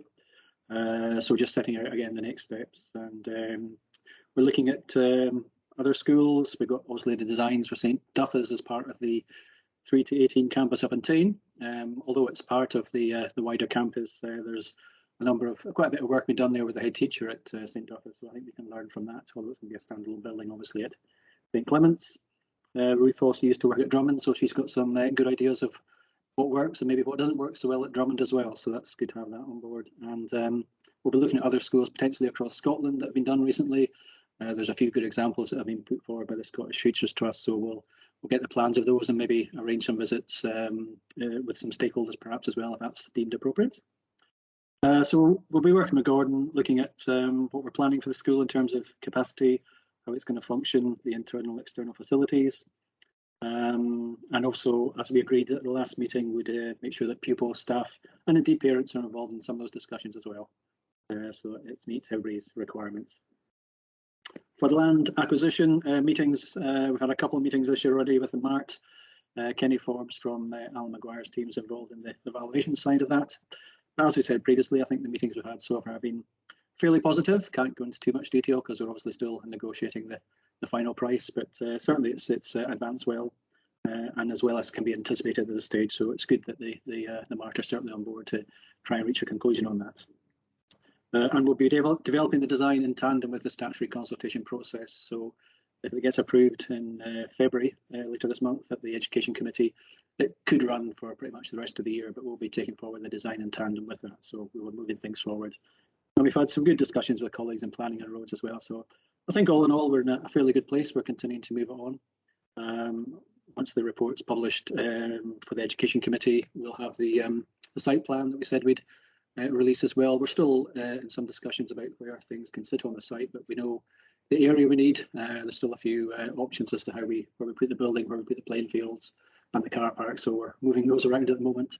But certainly we know the size and the area that we need, so that's the discussions that we're having with the MART as well. So I think in summary, yes, progress is being maintained, and I think it's feeling good about it. So happy to take any questions. Thanks, Robert. For anyone who doesn't know, Gordon Stewart is head teacher at Carlson Academy, is that right, Robert? That's right, yes. Yeah. And delighted to hear that the land acquisition talks are going well. Can you give me a sense of a timeline for the conclusion of those talks? We were looking to agree the terms in principle, certainly by the end of this month. I think the report to Education Committee we wouldn't put it up. We felt there's any risk with the transactions being sorted, but we'd agree the terms, effectively the heads of terms, by the end of this month, and then we can't conclude it obviously until the statutory consultation process is concluded. So we are certainly working towards the end of this month. No, that's fine. That's the answer I was looking for. Angela? Yes, thank you, Chair. And I think it's really important that we keep the momentum going. It's something that as local members we have tried to make progress on for a number of years, as Robert's well aware.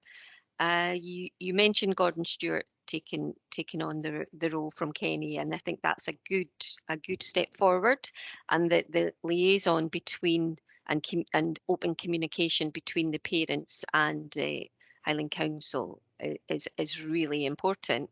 I think your comments about doing a site visit of possible schools is a good suggestion, but we also have to take into consideration when that will be, given that many of the parents are carers for some of the pupils as well, and how will that be taken? How will that be managed in a way that as many as are able can attend? So I'm pleased with the progress so far, Robert, and look forward to hearing updates pretty soon. Thank you.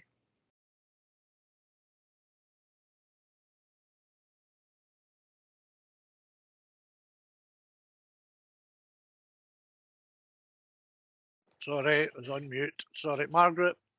Yeah, thank you very much. Yeah, I've just, it's very, very exciting, Robert, and I'm glad we've come to this stage. Well, not my concern, but the amount of people that are saying to me, will it really go ahead? And I don't know how more I can convince them. I said, well, if we've anything to do with it, we'll go ahead, whether we're still councillors or not, we'll fight for it, because that would be horrendous if we've got to this stage and it's been a hard battle and we never give up. We were always, when we all got elected, we all said the one thing we're going to fight for together is for a new school for St. Clement's. And I think we've come this far and we just have to keep fighting, whether we're councillors or not. We can still keep fighting for it, because it's so important. Thank you. Thank you, Margaret. Are there any other questions? Robert, you want to come back in there? Yes, just on Councillor Patterson's comments there, I think once the report to Education Committee is published, that's going to be a fairly major milestone. So we can always contact corporate comms about a press release there. So that may help to give some assurance, I think, on the plans for the school.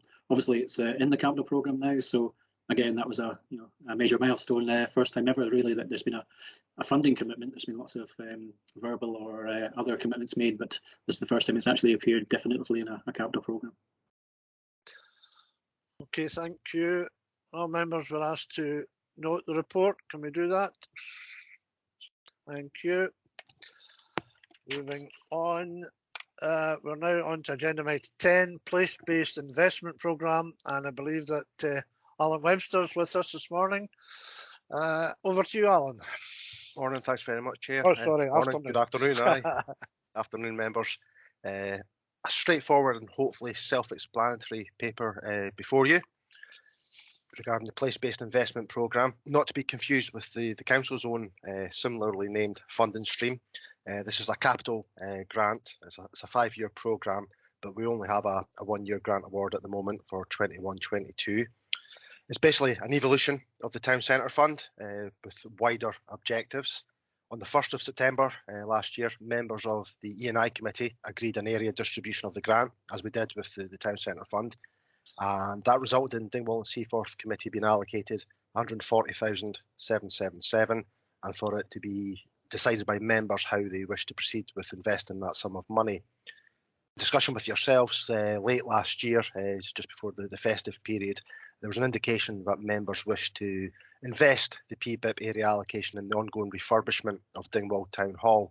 And the reason being was actually alluded to in that 1st of September E&I report, where I indicated that the PBIP provides a valuable opportunity for area committee members in the first instance to consider supporting existing Town Centre Fund projects that may be experiencing deliverability and budgetary challenges in terms of delivering the projects caused by issues such as COVID.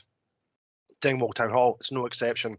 The project sponsor is seeking the full BPIP allocation of the 140,777 to augment the approved Dingwall Common Good budget that you have, 55k, and the residual Town Centre Fund allocation of just over 84,000. Essentially, it's to undertake external fabric repairs, which predominantly focus on roof and rainwater goods. The work is critical. I think you remember from the Town Centre Fund discussion. The work's critical to halt water ingress and ensure the museum and the Newton Room continue to enjoy full use of the property. I caught the tail end of your earlier item on the Newton Room. It was quite clear how important that is to the community. The full detail of the project can be viewed in Appendix 1 of this report. In summary, the project satisfies a number of the place-based investment programme objectives. Given that it's previously secured town centre fund investment, it's no surprise alignment with the town centre renewal is a particularly strong objective of this project. It's capital in nature, and the intention is to award contract by the end of the financial year. Therefore, all essential eligibility criteria are met. And one final thing for you to consider, members, is that when E&I committee agreed the decision-making process, a key requirement was to take into account the views of the community planning partnerships when allocating place-based funding. The appended proposal states that the project is supported by the Mid-Ross Community Partnership. The Town Hall is identified as a priority project, and specifically improving access to accessibility to the Town Hall, which we've done with previous rounds of the Town Centre Fund. To develop the Town Hall as a community hub, this work facilitates it. And the Newton Room is well used by all sections of the community. So it ticks all boxes in that regard, members. Thank you, Alan. Open to members' questions. Margaret? Yeah, thank you very much, Chair. Yes, this is good news. I mean, we have no option. We can't have a leaking roof. It doesn't bear thinking, and because we had our all about the Newton Room, and we're excited about that, and we've got pupils going in there, and you can't have them going in, with a leaking roof. And the museum, I feel really, they're all volunteers, and when it rains, they've got to get the pails out. It's just not acceptable. And it's the Town Hall, it's our community hub, it's really important, and the Beatles played there. So we have to think about that as well, because that is important to lots of people, because people do come to the town to go and see the Town Hall. So yeah, this is absolutely 100% behind it. Thank you. Thank you, Margaret. I've got to admire the way you get these Beatles in every time we talk about that Town Hall. Angela? Yeah, I've just got this picture of Margaret and Tommy winching. Anyway, I probably shouldn't have said that all right. But I wanted to ask Alan, you said that this is kind of a change to the town centre regeneration fund, but in that there was criteria where the communities had to have a minimum or a minimum number of residents before it was counted as a town centre.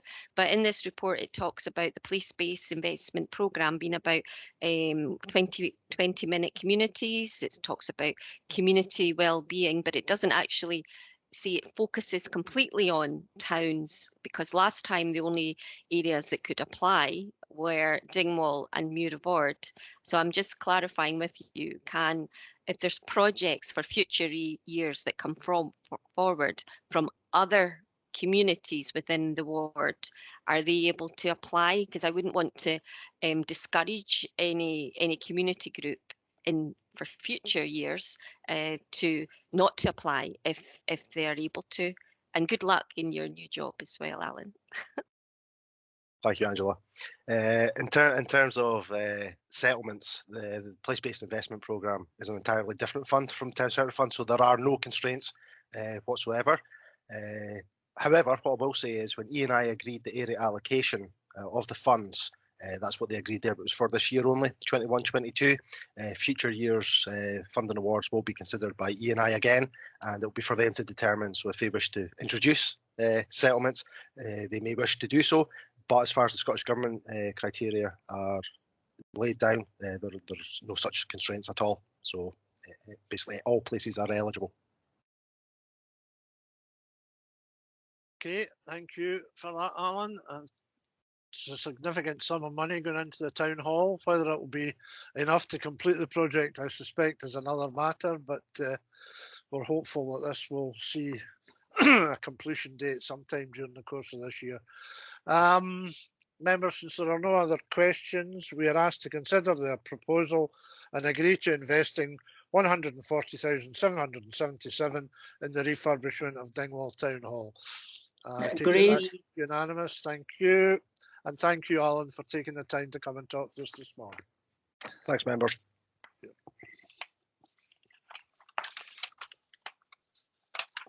Agenda item 11, the Area Roads Capital Programme. Waiting patiently. I've got Ian Moncrief. Over to you, Ian. Thanks very much, councillors. Okay, this follows pretty much the similar sort of format as it did in the previous years. As you remember, we discussed this at the Ward Business meeting, and what we have in the capital programme are 3 schemes above the red line and several schemes below the red line. The red line is there so that we can first of all approve the schemes above it so that we can get started straight away. And if there's any extra cash available, or if a scheme were to drop out for any reason, then we can go straight on to the schemes below that without having to come back to the committee. We will, of course, keep you up to date through the usual Ward Business meetings, and we can provide a formal progress report at the end of the financial year. So, of the 3 schemes we've got, probably the biggest is Tulloch Avenue or Canary Braes and Dingwall. It's probably one of the most important routes we have this year, and essentially the pavement is failing, and you really want to get in there and undertake repairs at an early stage. If you recall, about maybe 6 years ago, we undertook a recycling scheme there, and that helped to prolong the life of the road. But we're now at the point when that section of road really needs to be replaced. I would envisage the works consisting of essentially planing out certainly the wearing course, which is the top layer, base course, and probably down to the road base, which is the third bottom layer. We may have to look at the sub base and replace any soft spots. Within that, we also want to have a look at the drainage and check to make sure that's working okay. Heights of Docherty and Stony Brae, and if you recall, Councillor Mackenzie, you asked for Stony Brae to be included at the Board Business meeting. That will be included, but unfortunately I didn't get round to changing it on the schedule here. So that will read Heights of Docherty and Stony Brae. That road again needs substantial amount of work done to it. The plan there is that we'll regulate the surface of the road with fresh tar using a paver, and then we'll surface dress on top to give it some friction. The surface dressing is, if you remember, it's essentially we spray emulsion on the road, and then we spread chips and roll, then seals the road surface, which helps prevent water ingress and which often results in cracking and road breaking up. And by using the paver beforehand, we can reshape the road, fill in any potholes, and undertake a bit of general maintenance. And Windsor Place, Conan Bridge, if you recall, that was one of the roads which is badly needing done, and it's always been just outside the programme for a number of years, and it's now time for Windsor Place to take its place. And here we're going to employ a similar sort of type of operation. We're going to prep it with a paver, and then we're going to surface dress it. So that's going to fill in the potholes. It's going to regulate the road surface so that we have a draining road surface as opposed to one which is ponding water, and then we're going to seal it with surface dressing. The schemes below that, I'm just going to very quickly run through them. We've got Knockfarrell Road. Again, there's more work required up around Knockfarrell and Kinussie area. Henderson Crescent on the bridge, Riverbank Road, Conan House and Highfield Park, the A862 Muirvord to Conan Bridge, the A832 Muirvord to Tor, and Craig Road and Dingwall and Tulloch Street. You'll see that it's extensively, we're looking at surface dressing these roads. Surface dressing is approximately anywhere from about £2.50 to maybe £4.50 a square metre, depending on how much prep work we need to do. And to give that, put it into comparison, a straightforward overlay is coming in at £25 a square metre. So it's we can treat far more of a road network by surface dressing, which helps to seal it and extend its life.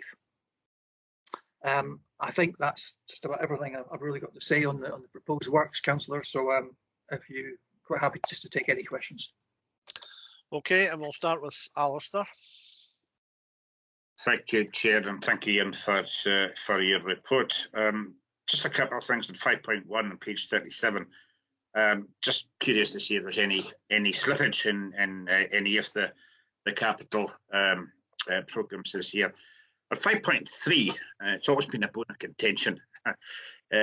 You know, the way everything is done, it's on the road length.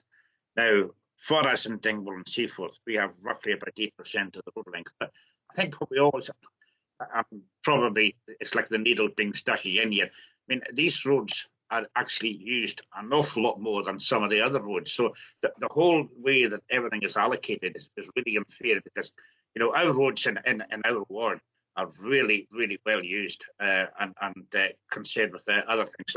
So I think looking forward, it is something that needs to be looked at properly to see that we're actually getting the proper allocation for our roads. It's good to see the area capital programme that you've got with Canary Brae.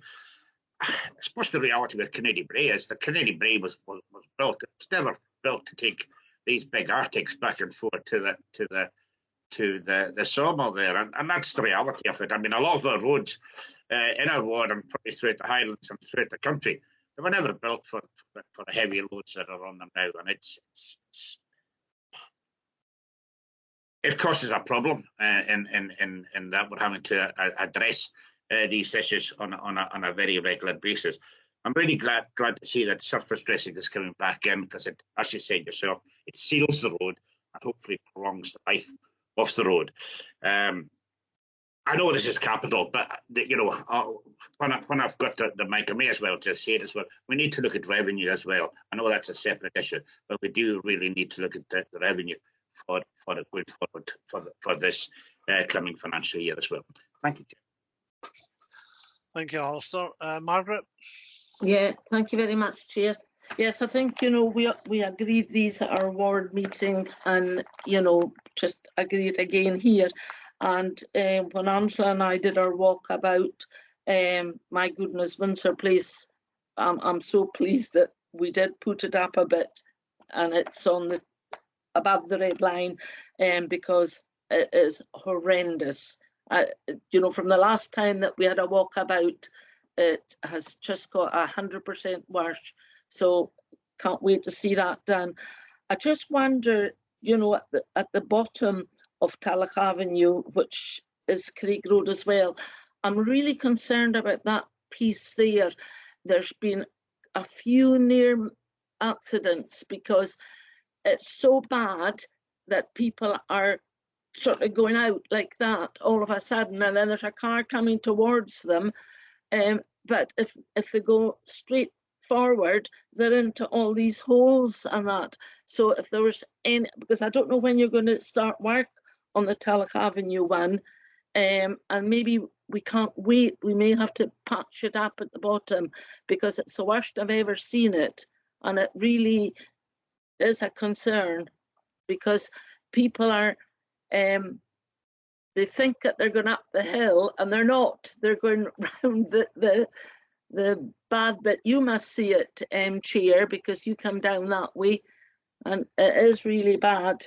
And what, you know, you've got Knockfarrell Road, which now it looks as if it's in Dingwall, but it's not. It comes under Dingwall.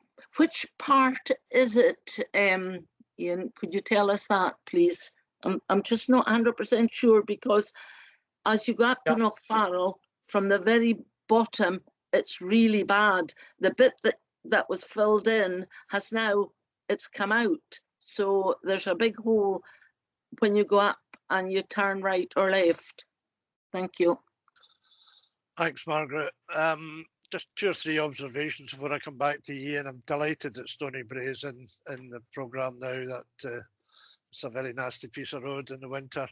I would like to give reassurance to anybody that might be in the Muirvord area that although we haven't mentioned Seaforth Road this morning, that that remains as part of the programme as a carry forward from last year, if you could just confirm that.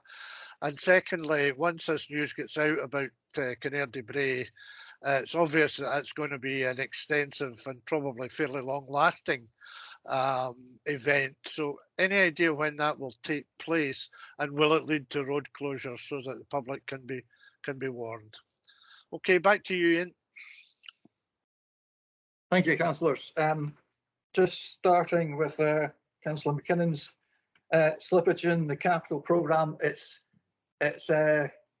whether you want to call it slippage or not, it's a moot point where it's not slipped if we don't have a date for our contractors to start. That's been a bit of a bugbear this year.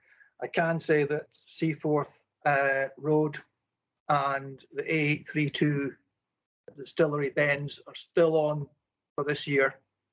I'm still waiting to hear the exact dates that they're planning to start. Their contractor is presently he's working over at Fern Junction in Ward 7 at the I keep saying the Valentine's Day holidays. It's not. It's the following week. The school midterm holidays.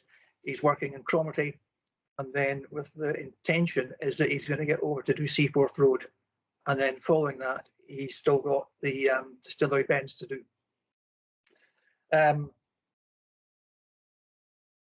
Yes, I would agree that many of our roads, especially the rural ones, were little more than cart tracks. And it's really interesting if you were to look on the National Library of Scotland, the old maps, you can get a satellite image on the left-hand page, and on the right-hand page of your screen, you can see whatever map you want from the 1800s, the 1700s, whatever. And as you move that about, you can see how the present-day road is built on little more than a cart track. Over the years, those cart tracks have been widened and then surfaced, but many of the rural roads haven't been, if you like, engineered. And that's where the problem starts. When you introduce HCVs, heavier and heavier HCVs, you do get more and more problems. I tend to agree with you, Councillor McKinnon, that the problem with Canardy Braes is probably the amount of HCVs coming down that road.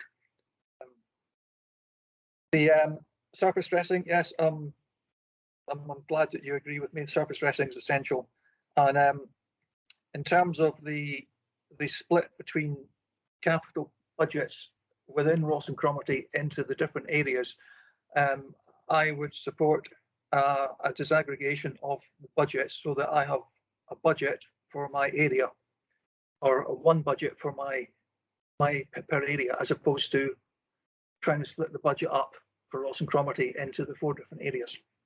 It seems more sensible to have a budget per area, committee area. Any extra money into my revenue would always be gratefully received, and I'm quite happy to sort of work with any councillors who wish to come back to me on any specifics.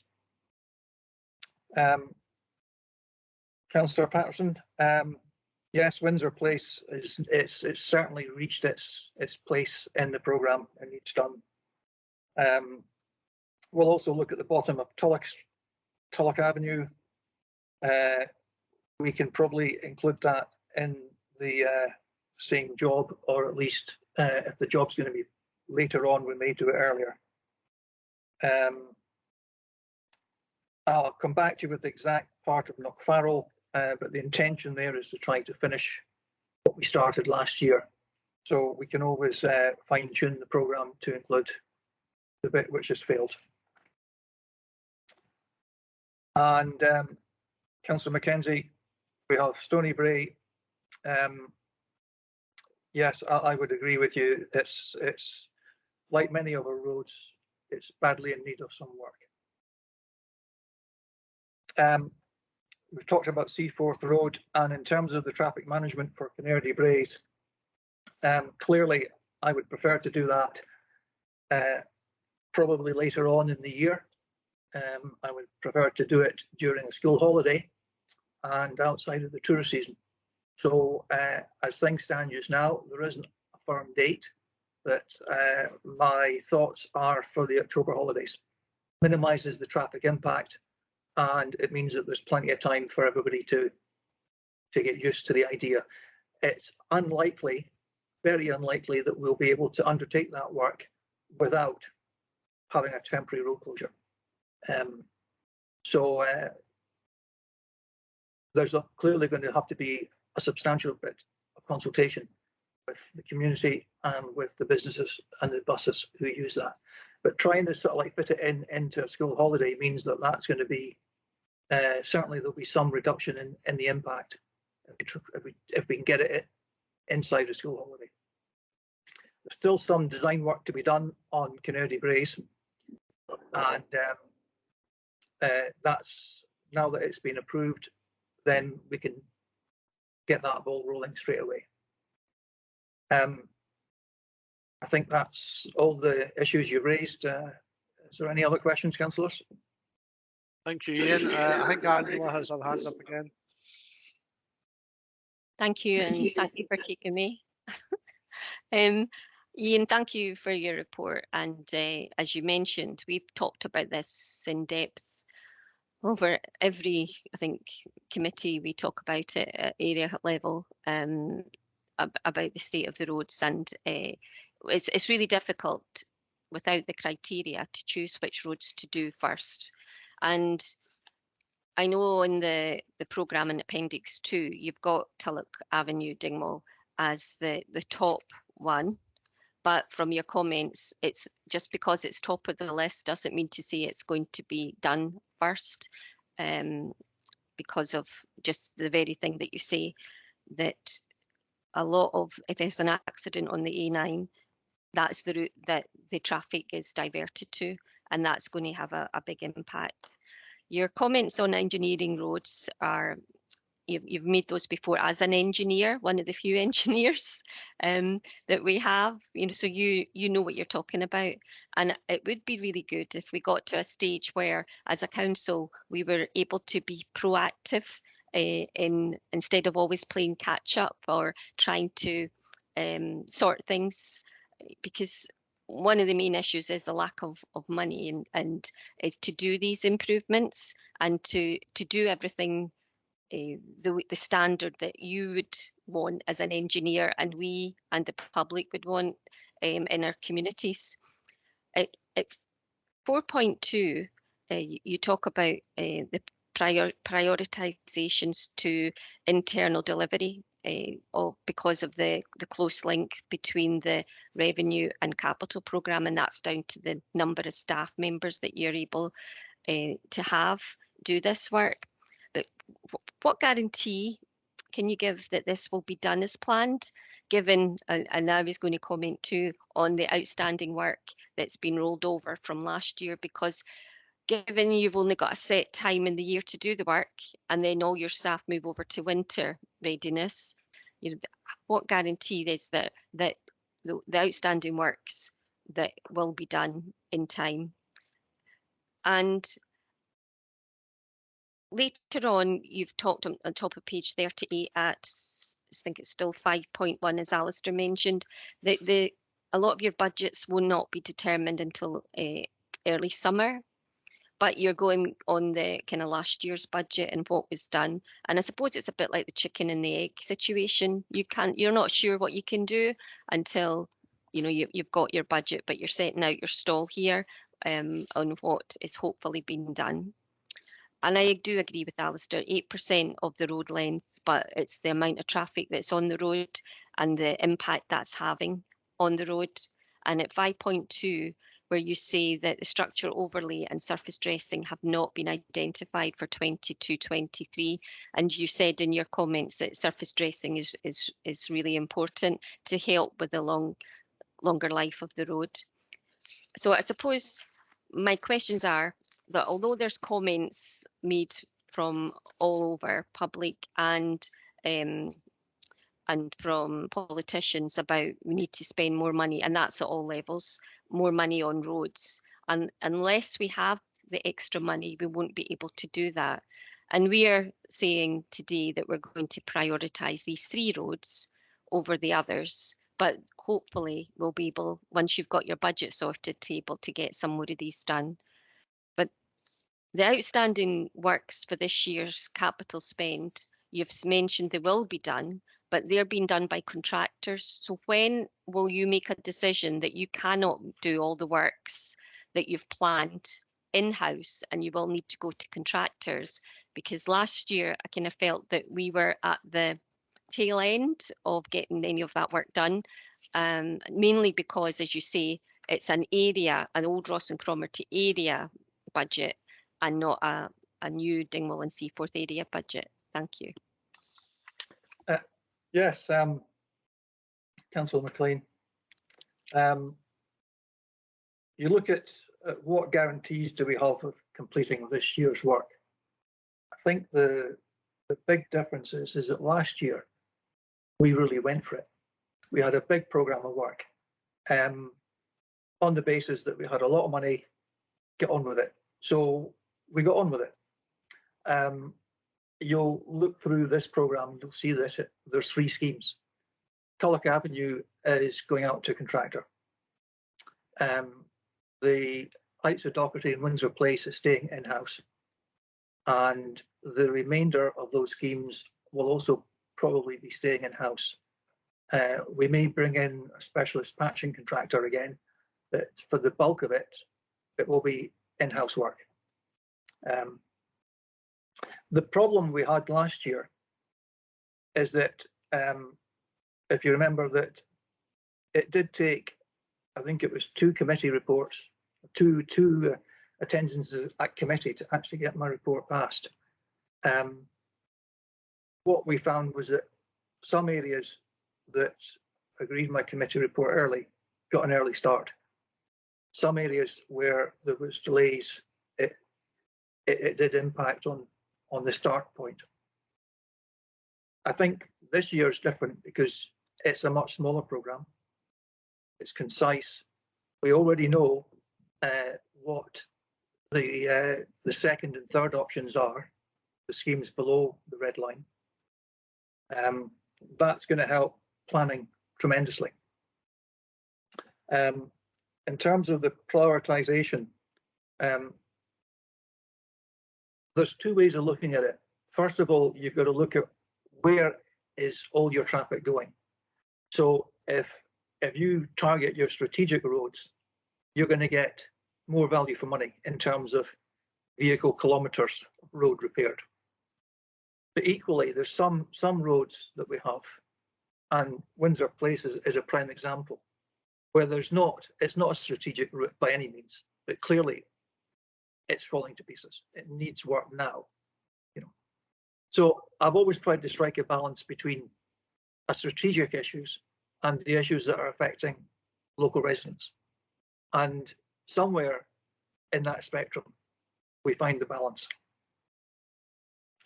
As I said, there's only 3 schemes above the red line this year, and I'm confident that those schemes can be delivered